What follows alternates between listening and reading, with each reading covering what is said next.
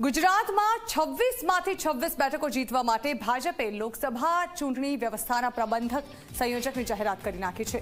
પૂર્વ પ્રદેશ ઉપાધ્યક્ષ R K જાડેજાને સંયોજક બનાવાયા છે, તો જયસિંહ ચૌહાણ અને જગદીશ પટેલને પણ સહસંયોજક બનાવાયા છે। આ ઉપરાંત પ્રદીપ પરમાર અને ભરત આર્યને સહસંયોજક બનાવવામાં આવ્યા છે, એટલે કે એક સંયોજક અને 4 સહસંયોજકના નામની જાહેરાત કરવામાં આવી છે। આજે ગુજરાતના મુખ્યમંત્રી દિલ્હી જશે, જ્યાં પીએમ મોદીની અધ્યક્ષતામાં લોકસભાની ટિકિટ કોને આપવી તે નામો પર અંતિમ મોહર લાગવાની છે અને આજે રાત સુધીમાં જ ઉમેદવારોના નામની જાહેરાત થઈ શકે છે। વધુ માહિતી સંવાદદાતા હિતેન આપી રહ્યા છે। હિતેન, આજનો દિવસ ખૂબ જ મહત્વનો માનવામાં આવી રહ્યો છે, કારણ કે સંયોજક અને સહસંયોજકની નિમણૂક કરી દેવામાં આવ્યું છે અને ઉમેદવારોના નામની જાહેરાત પર પણ પૂરેપૂરી શક્યતાઓ છે, કારણ કે આજે ખૂબ જ મહત્વની બેઠક પણ મુખ્યમંત્રીની થવા જઈ રહી છે। જાણવા માંગીશું કે હાલ શું કહી રહ્યા છે ગુજરાતના લોકસભાના રાજકીય સમીકરણો।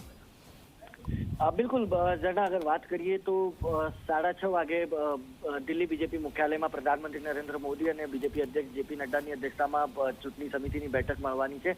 તે બેઠકમાં ગુજરાત, યુપી, કેરળ, મધ્યપ્રદેશ, રાજસ્થાન કુલ મળાવીને 8 રાજ્યોના ઉમેદવારો પર ચર્ચા થશે। ગુજરાતની 26 બેઠકો ઉપર ગઈકાલે ગૃહમંત્રી અમિત શાહ અને જેપી નડ્ડાની અધ્યક્ષતામાં કોર કમિટીની બેઠક મળી હતી।